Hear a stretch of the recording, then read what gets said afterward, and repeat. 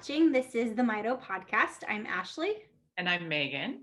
And today we have Raquel. Oh, I just hit my desk. Sorry. I should have looked this up before. I can't even remember which podcast we had you on. I was thinking I was going to be prepared today, and I'm not prepared. But Raquel was on with us last year, and we wanted to bring her back. One, because we just loved talking to you. I mean, we love talking to everybody that comes onto the podcast, but you are one of the first people that I met through Instagram that our children both had Lee syndrome. So obviously you have a special place in my heart, and we've always kept in touch, and you send me pictures of Ruby all the time, and I absolutely love it. It just brightens my day.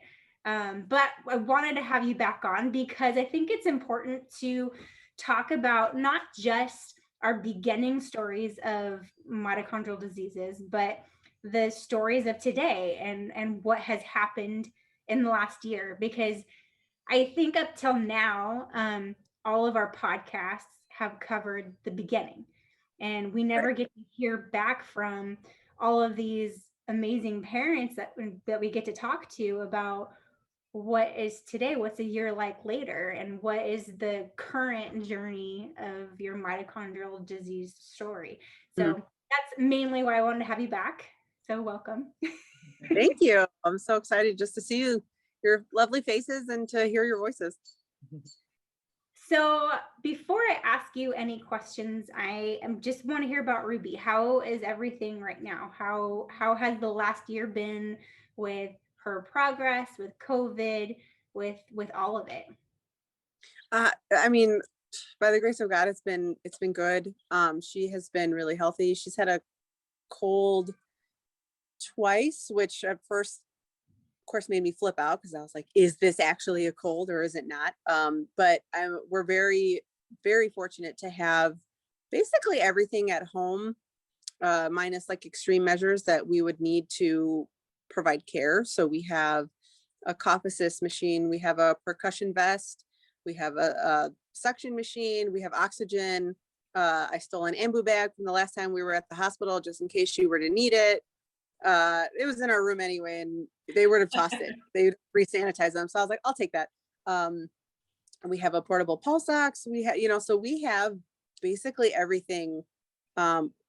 When we exhaust those, that's when it's time to go to, the emergency room. But for now, yeah. So I knew I could handle it. A lot of times my nerves get in the way of seeing that, things are okay. Like it was just a cold. My husband had to like shake me the first time. He was like, she doesn't have a fever. Okay. Like that's where it starts. And I was like, no, he's right. He's right. I'm the nurse here. I'm like, I need to get it together.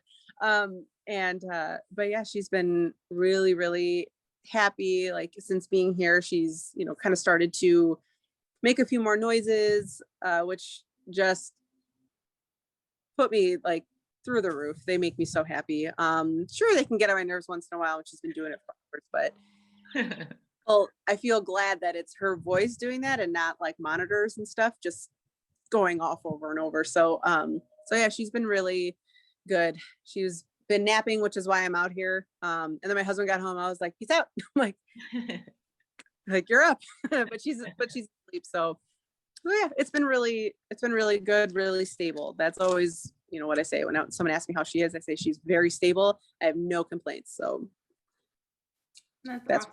Yeah, that's really good to hear. Yeah, I'm glad to hear that. I wanted to ask you about a situation that happened, I guess quite a few months ago now. But it's always on my mind because, I mean, I always wonder how Ruby's doing and how all our Mito kids are. But there was a situation where you had to take Ruby to the doctor and found out that she had a fractured leg, right? Can you tell us how that and kind of how you discovered that and what it means? Sure. So it's still a complete mystery on how it happened. We have absolutely no idea. It was a random day. I think it was like February or something. And I remember it was a Monday and she was in a bad mood the entire day, which is not really her. But we couldn't figure out why. And so my husband was like, hey, you know, people have bad days once in a while. So do kids. It's probably fine. I was like, yeah, you know what? You're right. Like, we've cared for her. Like, nothing is really wrong. So then Tuesday came around. She was a little happier, but like still pissed. And I couldn't figure out why. So then, but I checked her vitals, I did neuro checks, and they were fine. So I was like, okay, I guess it's just 2 angry days in a row. But I see like her full body every day, and I didn't notice, anything. Although I usually tend to look more in like the stomach area, like around the G tube. Is she distended? Is she this?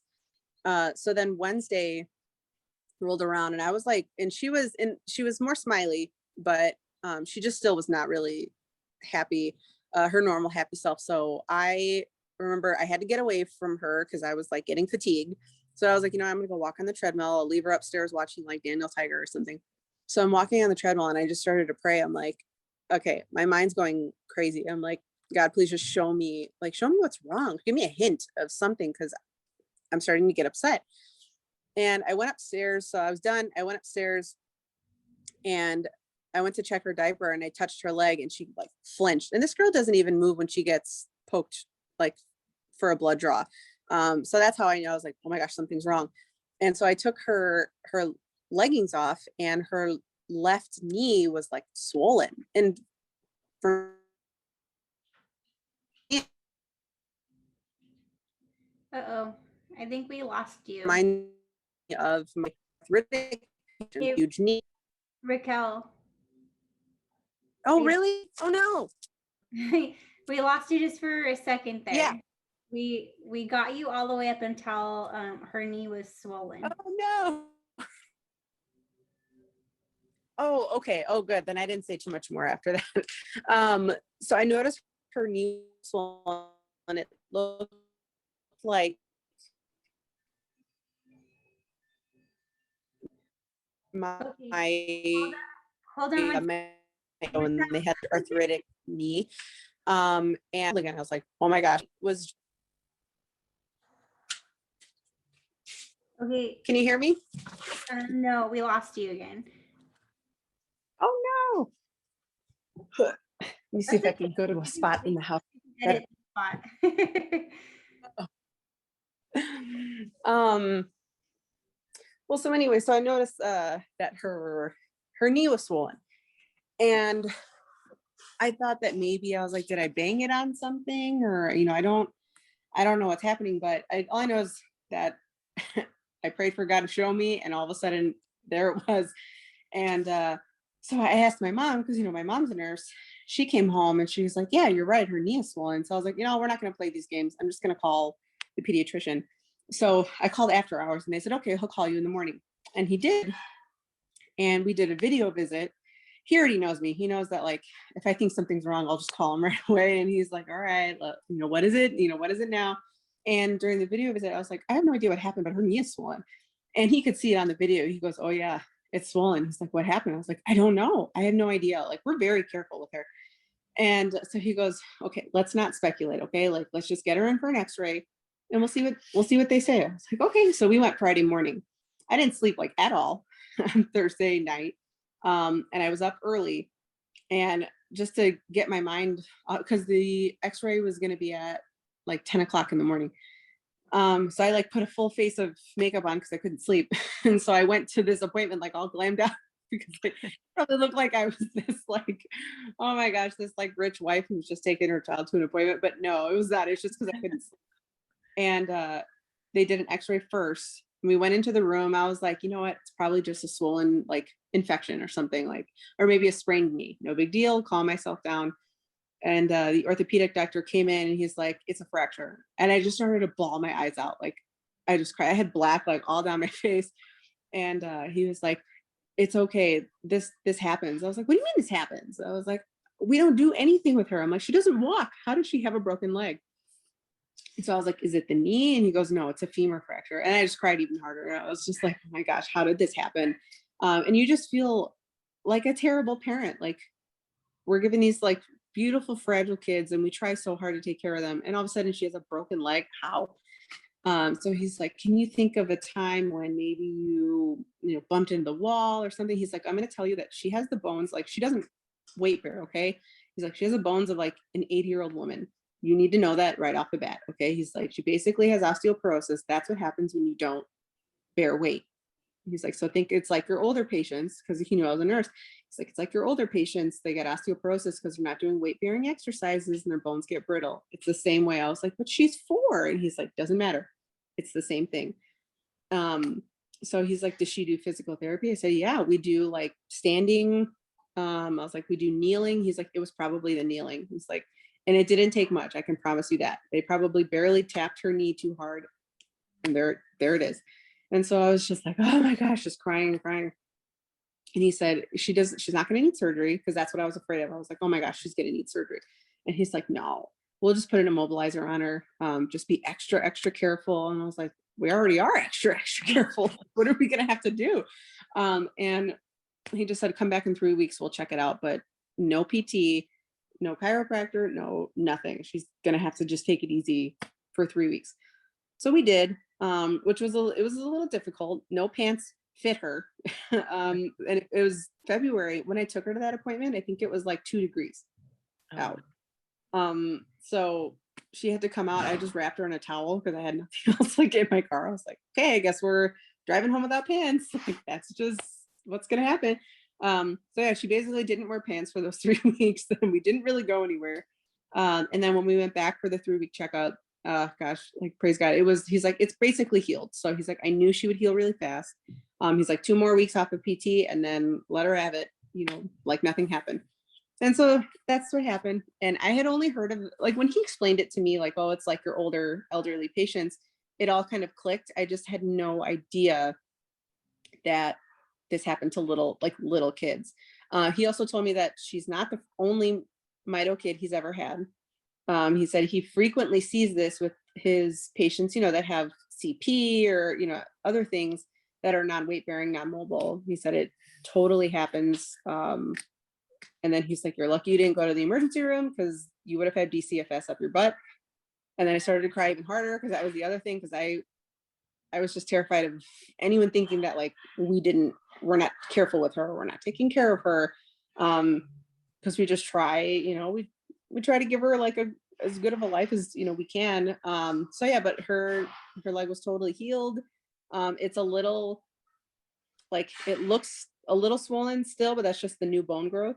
But all I know was it was traumatic. We've all racked our brains. We have no idea how it happened. But he said also that she is not the first or the second child with Lay syndrome he's ever taken care of, which I was like, what? It's like that.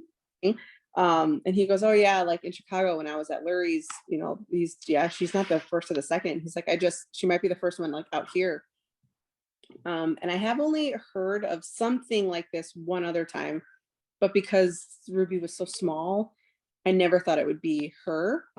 We got her like a super cute feeding tube backpack through this one lady on Facebook, where her son, I think, has CP, and he's like, 12 or 13. And she had put out a status that said, oh, I'm going to be MIA for a while. I was changing my son, and he's a big kid. So she's like, I was changing him and I heard a pop. I thought it was his hip. That's happened before. So we called an ambulance, and it was a total femur fracture. And she was like, so he had to have surgery. He has a rod in his leg. So we're doing PT right now. And so I was like, oh my gosh, thank God that won't happen to Ruby, because, she's so small. Well, guess what? Yes, it did. So that was that whole traumatic situation. Yeah. And go ahead, Megan. Oh, I was just going to say, that's interesting. I would have never known that just if you're immobile, I mean, Troy's mobile, but that you would think your muscles atrophy, but you don't think about the bones becoming brittle. I had no idea that's wow. And when, like, how you explained it, like, it completely makes sense. And it's such an easy explanation too. Like, think about our older community living in rest homes and not walking around and losing that ability to be mobile and having broken hips or bones or whatever it is. and you don't relate that to children, but Yeah. it's exactly the same thing because Mhm. they can't move and they are immobile. And I wanted you to talk. I'm going to put you on the spot on this one, Yeah. but what broke my heart when you first told me about this was, no, I'm going to cry. It's not something to cry. I think I'm just emotional today. Was, Same. how It does. how scared you were to post anything on social media. Mhm. And I totally understood why you were scared, and people not understanding that when you have a disabled child, these things come up, and the Mhm. fear of other people thinking you did something wrong or you hurt your child, or it kills me. And I'm Mhm. sure that if and you like you talk we talk about things about anything. And so like, and I wouldn't call us like outspoken, but we're comfortable with speaking.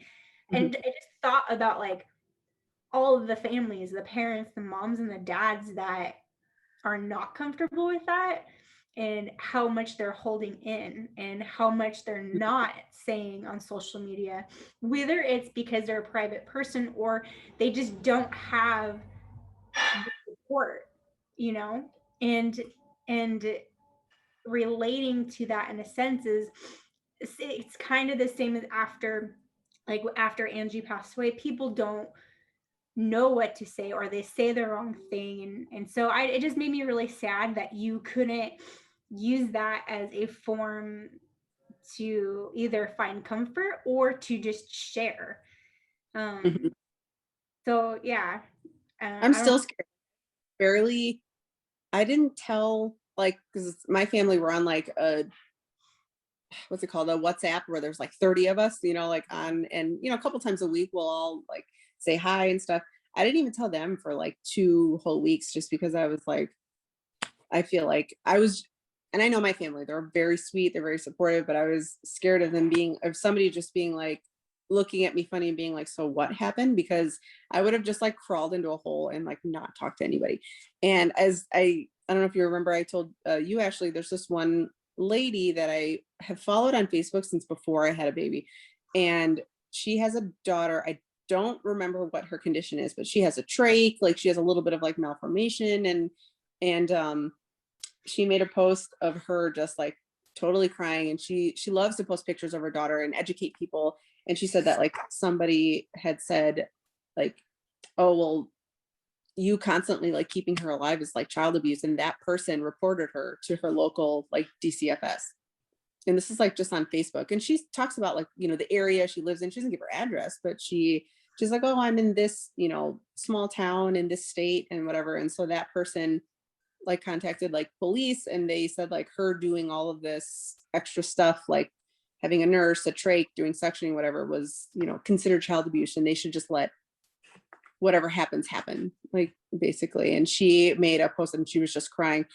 I hadn't even had a kid yet, but I'm an emotional person anyway.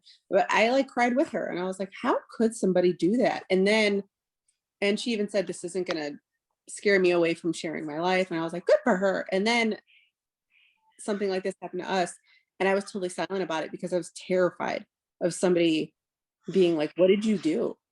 And then like, it makes me want to cry now. We just try so hard to just to take care of them, and she's practically a bubble like child, and it happened anyway. I don't know the reason for it. I just know that I was a complete, like, I'm already a semi-hermit, but I was a complete hermit those 3 weeks. We didn't go anywhere unless we absolutely had to. So it was like twice. We left the house like twice in 3 weeks. And I had no choice, and so, and her leg would just be like sticking out of the stroller. It was like, it made me laugh because I was like, what else can you do? And so I had her like, in a blanket because it was 4 degrees outside. And then she had the immobilizer on a support. And so you just had her legs sticking out like everywhere. So I was trying not to hit it, like on things. And so I get to the car and I would be teary, even though the trip was fine. I got back to the car and just was teary eyed, but I just would laugh because I was like, okay, we've adjusted to weirder things. All right. Like, let's just keep keep going. But yeah, I didn't say a word. And anyone like who follows me on Instagram and who listens to the podcast would have no idea I didn't put it anywhere. I still haven't, because I'm like, why am I afraid? I'm just going to do it. And then when I'm about to do it, I'm like, now's not the right time. I'll save it for another time. Yeah. I think people just, oh, go ahead. Sorry, Ashley. Go ahead. I think people just don't understand. They just don't understand unless they live your life. I mean, even between the three of us, even though we have kids with Mito, we have such different journeys, and no one understands unless they literally live your life. And my husband and I talk about that all the time, just especially with this pandemic and trying to explain to people, no, we can't go do this. No, you can't come over. No, we can't do these things. And even still now, when everybody's getting out and doing stuff, it's like, you can tell people, oh, my child's immunocompromised, or all these different things, and explain to them, but they just don't get it unless they live your life. Even sometimes family, we have family members that I just think just don't quite get it. And so especially out there on social media and different things, I mean, like I said, I didn't know that if you were immobile that your bones might become brittle, so if I hearing your story, I would have been like, oh my gosh, like what happened? Knowing you a little bit, I wouldn't have thought anything bad, but people they don't understand. They don't have the information, they don't know, and they jump to conclusions, I think, a lot of the times. And shame on those people. And people rely on social media as if they're getting your whole story. Like, oh, I know everything because I read one post, and that drives me crazy. And I've had a couple interactions with people, not necessarily like about Mito, but just in general, where they think they know the answer. They think they know that person or that family just based off of one post. And it's like, no, why don't you go ask them? Like, instead of thinking they're this horrible person or their beliefs are wrong, go have a conversation, because you're going to find that you're completely wrong. Like, what you're guessing their life to be is not.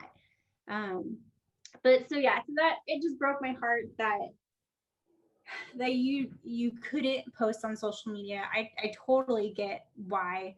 I mean, there's a lot of times that there's a lot of things that I could say that I don't post as well. But I also wanted to use this as an opportunity to tell families that are listening or that are watching that no, you don't have to post everything. And I'm using social media as an example because it's how I met everybody. It's how I found you. It's how I find everybody that we have interviewed on this podcast, pretty much, with the exception of maybe, I don't know, 5 people. But it's a huge outlet. And so, no, you don't have to post everything. And definitely for things like this, where you have an actual fear that someone might report you for not knowing the whole story or not even really knowing you or your family, that is completely understandable. But for other things, I would hope that you almost feel empowered to talk about just your Mito journey, because there are people that need you, or there are people that want to hear this story. And there are a lot of people that are hiding in the shadows, not knowing what to do and not knowing how to take that first step with Mito. And the more people that talk about this, the more posts and the more coverage that we can get, regardless of what it is, it's gonna finally someday catch on, and one day we're gonna get the recognition that this disease needs, that it needs to be known. And the only way that's possible is if you share and if you tell your story. And that's kind of another reason why we started this podcast, is have a different form, a different way for people to hear that it's okay, or to hear that their story isn't strange or messed up or the worst one or the best one. Like, there's people living your life, and you don't have to be alone. Amen. Even like, I told my husband, I was like, I don't really want to post about it. He's like, why? He's hardly on Facebook. He's like, why? I'm like, I don't know. And I told him why. And he's like, I mean, I understand, but he's like, who cares? This is what happened, and we didn't do anything wrong. I was like, I know, but, and he's like, well, it's nothing that we did. Okay. He's like, it happened. And, we just have to let her heal. And then I had some really, really nice encouragement from the ladies in like my small group from church, when I was like, I feel like such a crap mom. Like, what did I do? Like, how did I let this happen? And one of them, who was very, very sweet, she has 2 little boys with spina bifida. So she knows like, she is so helpful, and she like knows like this journey. It's not Mito, but she knows how hard of a journey it is. She's like, no, she's like, don't go down that road, because it's going to be hard to turn back. So she's like, you didn't do anything wrong, and that's it. Just cut it off there. She's like, that's it. You didn't do anything wrong. And now she needs to heal. She needs you to make her smile. That's your job for these next 3 weeks. So I was like, okay, that's my job. That's my job. I'm like, okay. And it helped a lot. And even now, sometimes while I'm like bathing her, I'll look at like her bigger knee, and I'll just look at it and be like, I have no idea how you got here, but whatever. And we just have to keep, and I try to just forget about it, because it is healed. And, I'm very grateful for that. When we went up for the follow-up x-ray, I saw all this new bone growth there, and he was like, looks great. And so I was like, oh my gosh, thank you, Lord. And just as quickly as it came, it was like 3 full weeks with the immobilizer, and then all of a sudden it was over. And he said, like, but just like a normal, use normal, I like to use average, just like like a normal child, kids heal fast. He's like, that didn't have an effect. So, and he also said that sometimes it can with Mito, because they need the cells, like the cells have to regenerate, and it's harder. So he said it might take a little longer, but they heal fast, just like your average child. I was like, interesting. I'm like, okay. So that was enlightening too. I hadn't even like really thought of how Mito could affect bone healing. Yeah, that makes sense too. Yeah. So I hope somebody takes my fear and uses it as like encouragement. If that does happen, I hope that they know, like, if there's a random arm, or it doesn't take much if you're holding your child, like if they're like Ruby and they're not mobile, if you're holding them and you barely graze the wall, just know that it could possibly happen then, and it's through no fault of your own. If they're mobile, then great, you probably are going to skip that part of the Mito journey, but apparently it doesn't take much. So that's what we were told. And he also terrified me and said it's probably not going to be the only one she has in her life, which I was like, we'll see about that.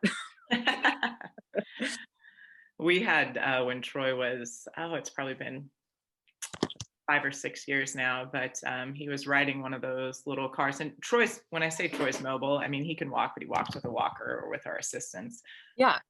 But he was on one of those little push cars, and he would ride that thing all over. And, like you said, with parents with special needs children, and especially, with diseases that are fatal, and that we keep such a close eye on these kids. Mm-hmm. And I'm running right next to Troy the whole time, holding on to his little back, and, and he literally, he doesn't have a fall reflex. He literally hit, like, the little car hit a rock, flipped over, and crashed right into his chin, into the sidewalk. And, there was literally nothing I could have done, even wearing a helmet, nothing. It didn't matter, because he hit his chin and he doesn't put his hands down. And so even as careful as we are, these things happen. And Troy went for 3 days, and he's not a big crier. And he was a little bruised, but he was eating, doing everything. And then on like the 3rd day, he just was, like you said, was very cranky, was kind of crying a little bit. And I was just like, this is not right. And we took him into the doctor, and the doctor's like, oh, he was in perfect spirits. He was, babbling and doing all this stuff. And he's like, oh, I'm sure there's nothing wrong. And he literally had fractured his jaw in 2 places. And we had to take him immediately to the emergency room, and he had to have surgery. He had to have a plate put in his chin. And I'm like, oh my gosh, what in the world? It's like, you try to be so careful. And I was even thinking, when you were saying, you look on their little bodies trying to check things. My husband now gives my son a bath because he's just so big. I can't, lifting him out of the tub just kills me.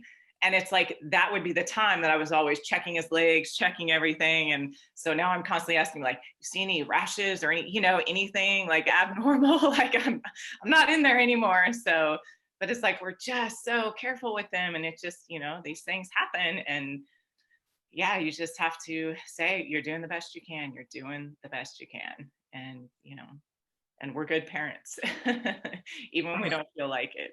So. Yeah, I like really, tend to like obsessively watch how my husband like does things with her. So when I ask him like, oh, can you change her? I'll see him like what looks to me like pull her leg too hard, and I'll be like, oh my gosh, you want her leg to break? And he's like, I'm barely holding it. I didn't even pull it. I'm like, are you sure though? And he's like, look, I got this. Okay, like go do something else. I'm like, all right, fine. I do the same thing. That totally sounds like my husband and I.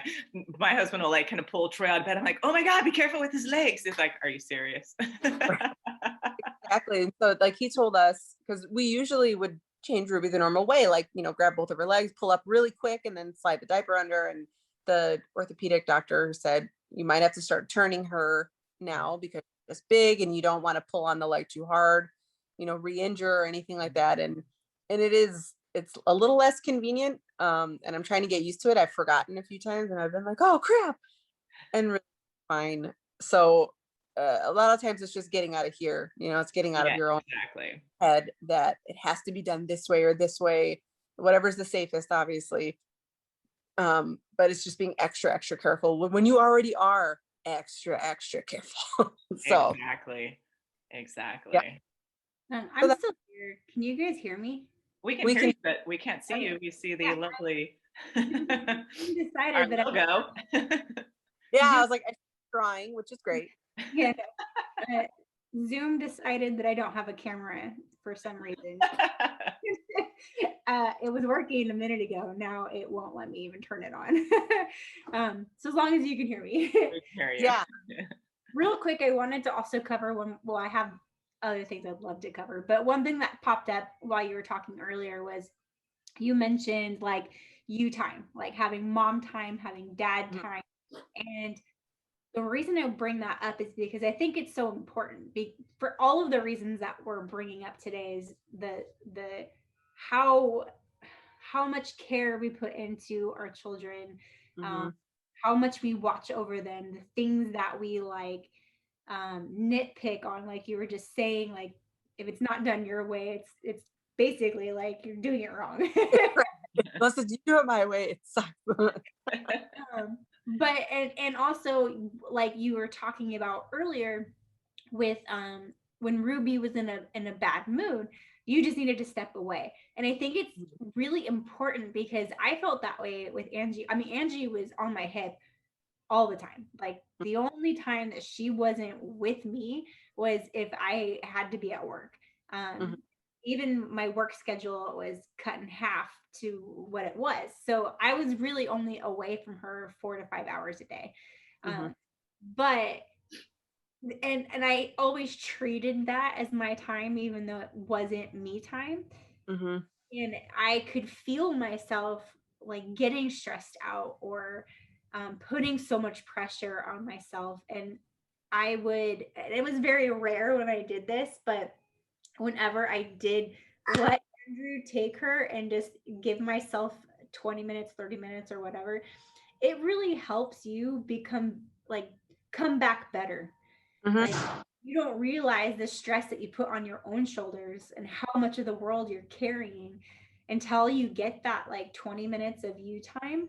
And then you can come back and be more level headed and take a deep breath and reassess the situation. And I think it's important for our listeners to understand you don't need to feel guilty about taking you time.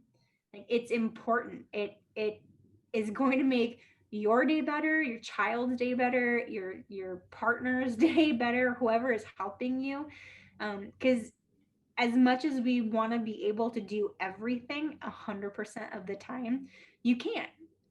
And it's okay. It's okay to not be able to do it all. And it's important for everyone to hear that because of that pressure we put on ourselves. So if you need anyone today to tell you you can't do it all, I'm here for you.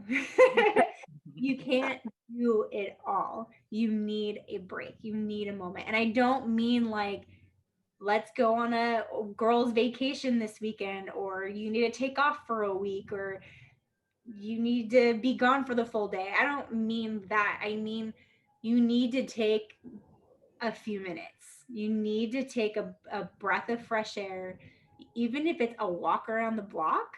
Like, that's important. Is there anything that either of you two do that resets things for you? Well, first of all, amen again. That. Um, it's 100% true. Like, I don't need a full day away from her, but I do need like 20 to 30 minutes sometimes. And I can feel when it's coming. And then I also feel, not only is it like, the buildup of like, you're going crazy, but it's also the guilt, like, and you feel shame for feeling like that about your child too. So it's a double-edged sword, no matter what. I try to walk on the treadmill. I love to sew. So a lot of times I'll do like sewing projects. Like, I made an Outlander dress, like an 18th century dress that took me like 3 weeks, but I did it like a few hours at a time. And that was my like me time. I could use the excuse of just sitting and zoning out on my phone, but even I get tired of that. Like, I'm tired of having being able to do that. I'd rather just use my hands and do something that doesn't require me to think about dosage or meds or that, type of thing. So I started walking on the treadmill, and that'll be without her there, awake or not. I leave her in the room, I'll put on a cartoon, and I'll just go into the basement and walk on the treadmill. So that or sewing, those are my two. Megan? I'm really bad at that. My husband will tell you that. I run, but I typically run when either Troy's asleep or, he's doing something with someone else in a sense. And to me, as much as I do run a lot, I don't consider that necessarily me time because it's hard work. I Okay, I know that. And then when I'm like, oh, I'm glad I did that with no distraction. Yeah. So I think I have to work on doing more me time. That's actually something that I enjoy. So it's hard for me. And I know it's not, definitely, like you said, it's not a good thing because, I get super stressed out about stuff. I'm such a worrier that it's not even funny. And I know when that stuff starts to build up and I don't give myself some time away, that everybody pays for it. So not typically Troy, but I know that, I'm not in my best spirits when I'm with him. So yeah, that's something which I'm sure many moms can say that I need to work on. And I have support. So it's, it's not definitely something I can't do, but it's something that I need to work on. Something besides running.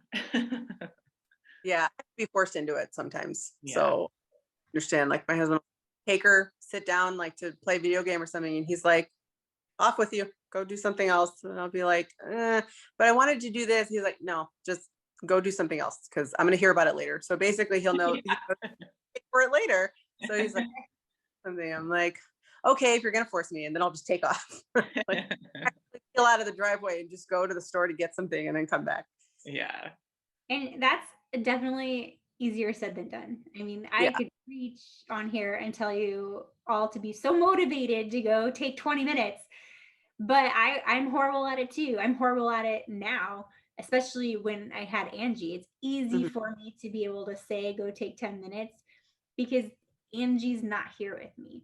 And I know, I remember thinking back then, like, yeah, like when you see people post, oh, you need to have your me time, you need to have, and they would like lay out all the things. And I'm like, you are not a special needs mom. It's not that easy. And it isn't. It's not at all easy. It's might be even harder to figure that out than to just stay and take care of your child. But in the long run, mentally, it's super important. And it could even mean going and reading a book for 10 minutes. I mean, I feel like you need to do something like energizing for your brain and for your body, but everybody's different. Everybody's wheels turn differently. What inspires you is the thing that you should do, because when you come back and you go see your child, you're going to have a new smile on your face. It's not going to be the same smile.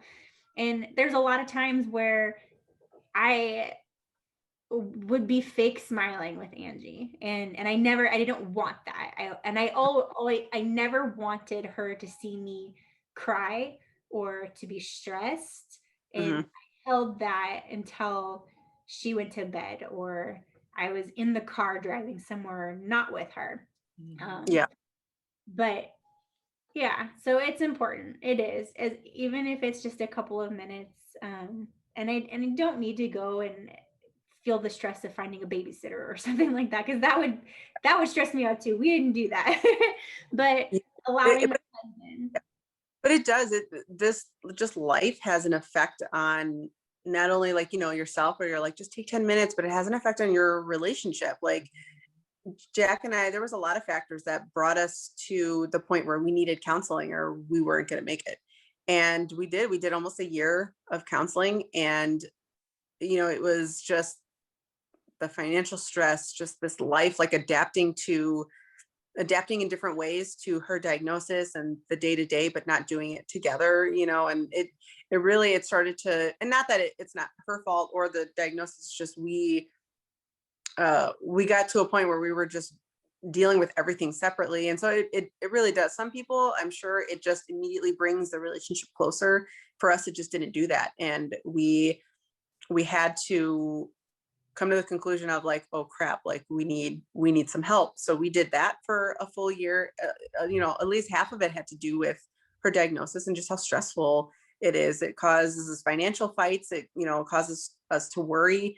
And then our counselors, who were very, very nice, but they were like, you guys need to get out and have dinner like once a week. And we honestly laughed. We started to laugh.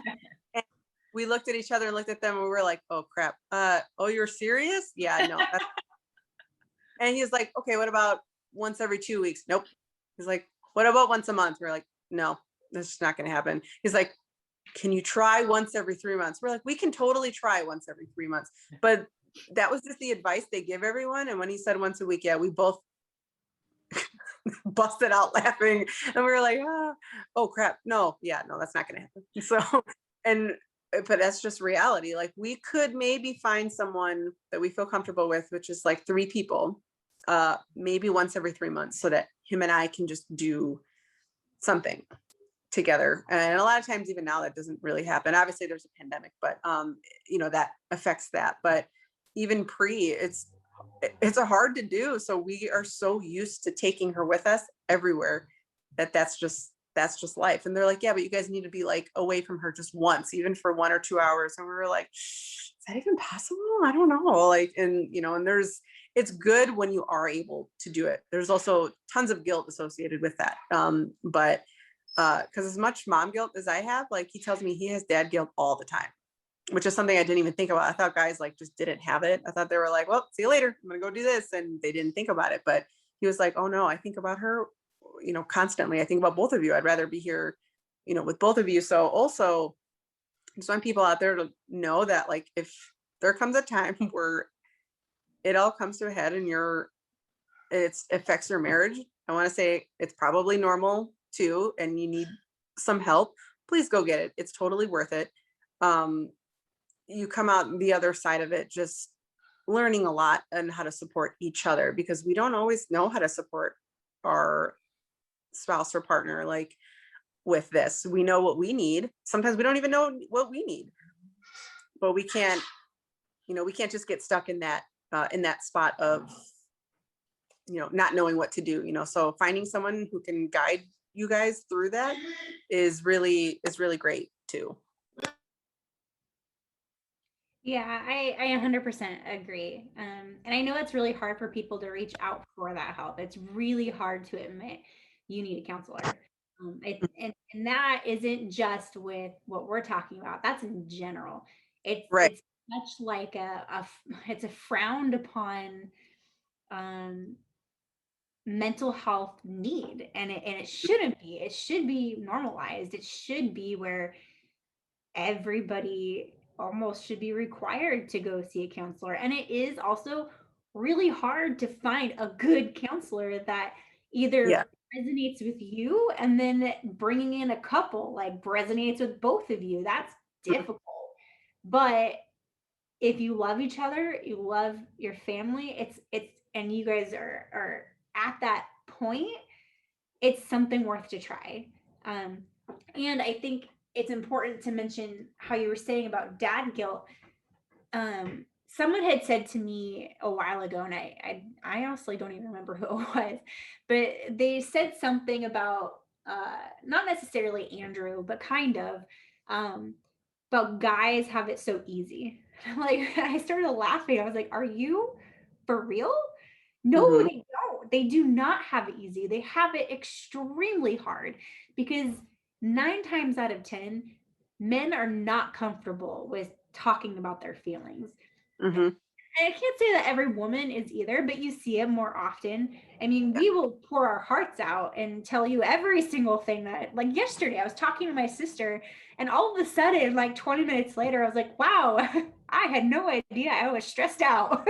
And I had just listed all these things that were going wrong. And guys typically don't do that.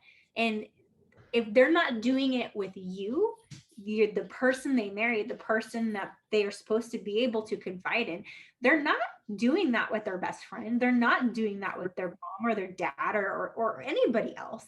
So kind of give them a little slack, because they probably are really stressed out and are hurting inside and have no way of being able to emotionally say it out loud. They're trying to be, and I'm, again, this is a generalization. This is not every guy, it's not every woman, but growing up, you're taught that they have to be the strong one, that they have to carry everything. And it sucks for them because that's not how it should be. But it's something that in the world we need to find a way to be able to break out of. And unfortunately, when you're in a situation like Mito, or any disability or like illness, it's tenfold. And you have to be able to be patient with each other. So taking that mom time, or taking that dad time, or taking that us together, our couple relationship time, that's important, because you still have to grow together. You still have to be partners. You still have to figure out how you're going to live this life together.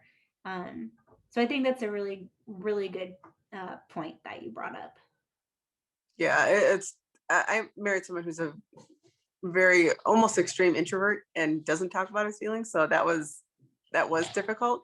But you know, like I said, we went through one like counselor slash therapist. I don't know what their distinctions are, but we went through one that just didn't, I mean, he listened, but that was it. Like, he didn't give us any tips, anything. And so when we left there, he went to go see him first alone, and then I went with him. And after that, I was like, okay, we're done with that guy. That's not a good fit. And he's like, no. I was like, no. And my husband's such an introvert that he would have kept seeing him for a year, but even though he wasn't a good fit, because he's like, oh, I don't know how to say that. I don't know how to say, like, no, it's not a good fit. I'm like, easy. You say, no, this isn't a good fit. Sorry. Like, so we got counseling through our church. And so they were really, it was a couple, you know, so not only was it like marital, you know, issues, but they were like, more people, when you get something like this, like your child is sick and like it's stressful, and more people need to reach out before real problems start, you know, because you just start dealing with it alone, or you don't deal with it together. And I was like, yeah, we probably should have done this like at the beginning, but we didn't. We're here now. Like, so yeah, very, very, it is really important, but we're still not good about getting out. So we just bring her with us, which defeats the purpose. Have fun, you know, we have fun doing it. We'll go for a walk. She loves going for walks, like I mean, she's in the stroller, obviously, or her wheelchair, but she loves when her dad's like pushing her around, and it makes him smile. It makes him happy. He's like, I love just the three of us, you know, being together. That feels nice. So I'm like, exactly. So, you know, spending time together, maybe not holed up in the house like we have been, but doing, things that really, it's good for the soul. So I totally agree. I know I should be cutting this podcast off by now because it's been so long, but I do have one last thing, and it kind of goes along with everything that we were talking about right now. I had someone reach out to me recently. Well, I probably have, I don't know, at least once a month, if not more, new families that find me on Instagram that reach out to me. Wow. That's Yeah, I'm really thankful that people are finding me. I don't know how they are, because I actually don't think it's from the podcast. I think they just find pictures. I don't even remember. It might have been I followed the hashtag of like Lay Syndrome, and I saw Angie's face, and I was like, "Oh, this is cool. I'm gonna follow her." Yeah, no, 100%. It's whenever someone writes me, they always say, "I found your daughter," and I think it's That's crazy. amazing. It's amazing, and I'm happy that they do. But this mom reached out to me, and she most of everybody that reached out to me is having a hard time because they're in the beginning of their story, or they're just struggling, or they're in the hospital. And she asked me, or she said, I don't know how you do it. I feel like if my daughter dies, I want to go with her. Hmm. And it's really, really hard to hear that. Yeah. Because, and she asked me how I feel, or how I get through it. And it's not about the getting through it. And it's more for me, and this is what I'm leading to asking you guys on how we do it. But it was never a question in my mind that I wasn't going to outlive Angie. It was never a question in my mind that I wasn't going to survive her death. What drives me is sharing her. And when she was alive, it was about being with her and having it sucks. Like, I mean, you never want to hear that your child is terminal. Mhm. But the moment that we were told that, both Andrew and I were like, okay, this is surreal, but we're going to give her the best fucking life that we can give her. And sorry for anyone that doesn't want me to cuss, but it puts the right emphasis in there, because it's about them. It's about giving them this incredible, beautiful life. Whatever you can do, whether your child is immobile, mobile, whatever it is, it's about bringing life to them. And once their life is once their journey ends, it's about bringing that to everybody else, to help everyone understand this soul that you got blessed with, that you got to raise, that you were chosen to have in your life. And regardless of what your belief system is, whether you believe in a God or you don't, it doesn't matter, because this child you created. And it doesn't, and that is a scary topic, I think, for people, because there's a lot of guilt about giving your child this disease. And I'm just going to tell everybody right now, it is not your fault. It's not. There is no other explanation. Like, it's not. You didn't choose it. It happened. It's genetic. Genetics is fucked up, and I'm sorry. It's messed up, but you didn't choose your child to have. Yes, your dreams are going to change.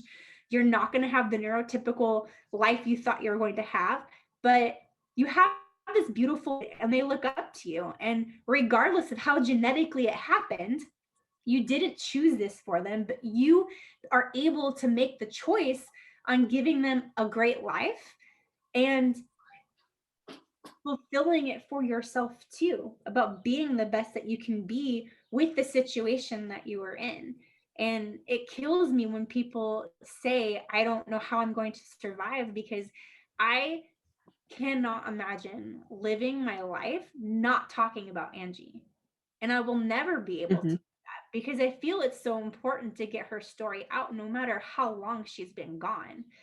And I think going back to what we were talking about earlier about social media and sharing your story, no, I don't think that you have to put everything out there, but it's so important to understand the life. It's so important to understand these children and all of the different ways that you can live and be happy regardless of it not being what you thought your dream is going to be. Um, sorry, I'll get off my Yeah, your soapbox dream just and talk. no, it just changes, you know. And also another thing was really important, which I learned in counseling, was that it's okay to mourn while your child is still here. You're mourning what you thought it was going to be like. I had that told to me by a mom, like an old coworker and fellow nurse, whose son has a brain injury. He was born perfectly healthy. They had an accident when he was like 18 months, and he's basically quadriplegic now. And she helped guide me through those few months. And that's why it's so important. You need other moms. You need them so badly, because I reached out to her, but I was just like, I don't know what to do. And she was like, it's okay to mourn, just so you know. She's like, it sounds bad, and it sounds like, well, no, that means that, you only mourn like when someone's not here anymore. She's like, it's not true. Like, you can mourn what you thought it was going to be like. Give yourself time to do that. She's like, don't live there because they need you. And I was just like, okay, no, she's right. She's right. And like, so I gave myself like a full weekend to just cry and scream as much as I wanted. And then I was like, okay, this girl needs stuff. So we're just gonna adjust to new life. I think that's But the perfect like quote. It's you mourn the dream, you don't mourn the child. You have plenty of time later for that. Right? If your child is with you right now, don't mourn them. They're here, they're perfect, they're beautiful, they're amazing. You can mourn the thought, you can mourn the dream, like you said, but don't mourn them because they're here. You have time for that when that time comes. right. And it's a very important reminder, but it was also, I wouldn't have known that unless there was a community of people out there who have not only have been through it, who are currently going through it, but maybe in a different stage. Like, that's why the diagnoses are constantly coming. There's always going to be new ones, and they are going to reach out, or they're going to look up Lay syndrome on Facebook or Instagram, and they're going to see us. So it's like, what are we encouraging? Like, are we realistic and being like, hey, today sucks, like, but yesterday was amazing, like. So I try to think about that in what I post. And I still am partially ashamed that I'm like, I should have posted about her leg. And even now I can tell you, like, I'm still nervous when I think about it.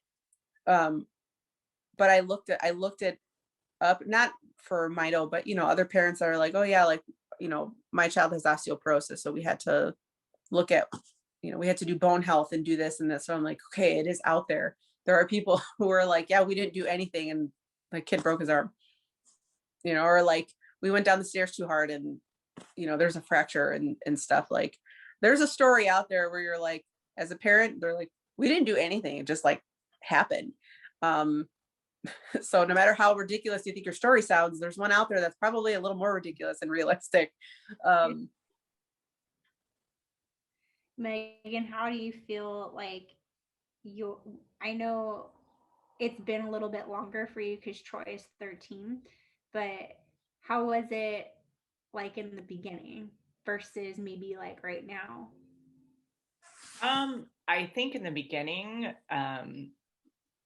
I definitely had to compartmentalize the fact that I was told that my child might not, live to be 4, 5, 6, all the statistics with Mito, that they didn't know how long that they would live. And I really, being a person that has high anxiety and worries about a lot of things, like, that was the unknown is like the worst for me. So I really had to compartmentalize thinking about the fact that one day I would be without Troy. And, it's something that I still have to do. I'm a little bit better at it because he's 13, and thankfully he's been very healthy. And, we've had so many years with him, and, you know, I feel very blessed and thankful. And, but it, you know, it's something you think about it, because, you know, nobody should outlive their child. And for me, like I said, being somebody that worries about things, I literally have to give myself a little bit of time to think those thoughts, and then I have to move on. And I have to say, okay, that was it. That's all you get. Let's keep going. And I think, you know, yeah, that goes with what you were talking about when people say, oh, I don't know how you do it. It's like, I don't sit here and think about how do I do this. I just do it. And, you know, that's how we get through. Yeah. Like you said, both of you said, some days suck. Some days are horrible. And, you know, like even talking about that story where Troy fractured his jaw, I even drive by that street today, and, you know, where it happened, and it just makes me feel sick inside. But you know what? We went through it, it happened, and, you know, we moved on and we got through it like we've done every other little ups and down. And that didn't even sound right. Ups and downs. Anyway, it's just, you just do it. You just keep moving forward. You keep moving forward, and you do the best that you can. And, you know, I think that's having 13 years of that. I'm not perfect, and I have those days where I question everything that I'm doing. You know, talking about Troy getting a vaccine tomorrow scares the shit out of me. But, you know, it's like, I'm trying to make the best decision for him and for my family. And it's hard, but you just do it. You just do it, and you keep going, and you love that child. And like you said, you know, when I first met my husband and we were dating, I was like, we do things with Troy that are epic failures, that we go and we go to some Wiggles concert, and we might be there 5 minutes. We might stay the whole time. We paid $100 for this. Who cares? We're, you know, if he enjoys it, then it was a success. And if it's a failure, we try something else and we do something else again, because we're going to make sure that this child experiences all that they can while they're here, and we do the best we can for them. And so it's all of those little things that, you know, it's a different life, and you take the joy and you move on from the things that are not as joyous, and you get through things, and you try not to think about what is possibly the inevitable. I think you bring up a good point too. Those thoughts are going to come, and you need to allow them. You can't always push them back. Yes. Let yourself cry. Let yourself have a bad day. And even if that mom time or dad time is, sorry, there's a motorcycle that just went by. If that's your time, if that's like your 20 minutes to just bawl your eyes out, go sit in a car, park in front of a beach, a park, or whatever, cry your eyes out, get it out, go home, brush it off. And I'm not saying be fake and put a smile on your face, but you got to try. Hey, some days you need to be super fake, okay? Like, yeah. It doesn't matter who it's with either. You're just like, this is a total fake smile, but you would never know. I'm really bad at that.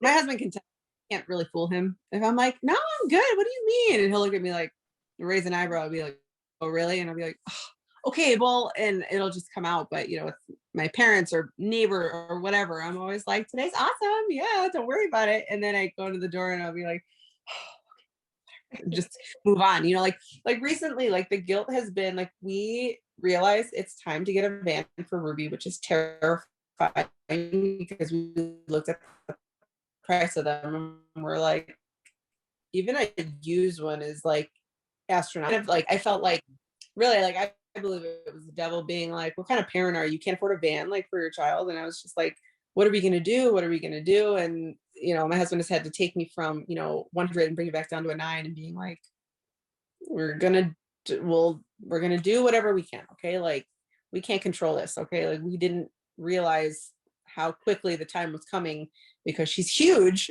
and she has an adapted car seat, which is just getting a little big for my car. That's just, you know, I mean, the girl is 42 inches tall. Like she's like 3.5 feet. She's only like 35 pounds, but like, you know, it's kind of dead weight. So she's heavy, and getting her in and out is tougher, and my like crossover and stuff. And so that's like the new challenge like we're facing, but you know, it's all we can, like, can't do much. You just gotta, you know, wait and see and do everything you can. And but we're going to, because that's just the kind of parents and life that the Mito life requires. Like, it requires you to think on your feet and being like, okay, we can't do this right now, but we've got a deadline of this. We just got to do everything we can and everything. It's just another thing when you're like, just when you didn't need something else thrown onto your pile, then it's like, oh, by the way, you're going to need a different car because your car can't fit her. Have fun. And then, you know, like the messenger just drops it on the pile and just takes off. And you're just like, great, this is great. So, but it is finding joy in that life though. So you're like you said, Ashley, it's like you're doing it for them and hoping that they don't ever see the bad days, and they might. And you know what? That's okay too. We're humans, you know. We might be super, all of us, but we're going to show emotion once in a while. We're going to be like, this is really hard. And on that day, it's okay to recognize it. Like you said, Megan, like to recognize like, this sucks right now. I'm having these thoughts of not being, you know, good enough, or not being able to, you know, provide enough, or feeling weak, or just feeling whatever, you know, feel them 100%. Allow yourself to feel them. I'm bad at that. I usually am like, I don't have time to cry. So I'll pack it away until later, and I don't end up crying about it. And then it just builds up. So I got to get better about that too. But you both just bring up like such excellent points. And I feel like I should have taken notes this whole time and been like, yes, yeah, I got to do that. You can really do it. Yeah, I'm going to listen to it, and then I'm going to take some notes. Exactly. I feel like I get all my crying out on the podcast.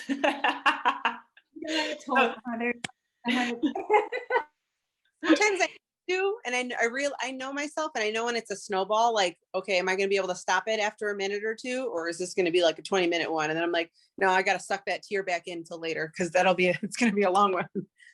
Yeah. Oh, that's funny. Well, thank you so much for being on the podcast again with us. And I looked it up earlier. We are almost exactly a year. We last did our podcast with you on June 5th. It was podcast number 11. Oh I know, maybe we're gonna post this on June 5th just to keep it organized now. Just because it'll be our anniversary. Really quick. Oh, hi. Oh, she's so beautiful. She woke up. Yeah. Hello. Oh, this smile. I figure that'll be a sweet send off. There you go. I appreciate you too. Thank you for just not making me feel like a psycho with all these emotions that I have and all these feelings like that I have, and just again another way to just share Ruby and her personality and her story. And even though the leg fracture was a challenge, I really hope someone else can hear this and just not feel as guilty as I felt for something that wasn't your fault. And that's just going to happen. It's now a part of like the Mito life. Now we just have to add bone health to the lists of things we have to look out for. Absolutely. Yeah. Well, thank you again for joining us. If you're listening in and you would like to listen to our first podcast with Raquel, it is podcast 11. It was aired June 5th of 2020. And yeah, if you have any suggestions, or if you have any questions, or if you just want to reach out to us, you can find us on Facebook, Instagram. You can email us at mitopodcast.com. Excuse me, just kidding. mitopodcast@gmail.com. You can listen on Spotify. You can listen on mitopodcast.com, or you can watch us on YouTube. So thank you again for joining us, Raquel. We really appreciate it. And give Ruby a little kiss on her chin for me. Yes. I will. Like Louise said on Freddie's episode, where she's like, can we do this again next week? Or like, I felt that when she said that. I was like, oh, amen, girl. You're all making me amen tons of times. We should do like a big mom podcast where there's a bunch of us. That would be awesome. We're actually going to have her back in a couple of weeks too. We just had some scheduling. Right now we have a lot going on in the Mito world. This whole month has been really, really crazy with the 5K and all the podcasts that we have going on. So we had some scheduling issues on our end, but we're gonna have her back too. Love you, Louise. All right, everybody. I hope you have a great evening or morning, day, whenever you're listening to us. Thank you for listening.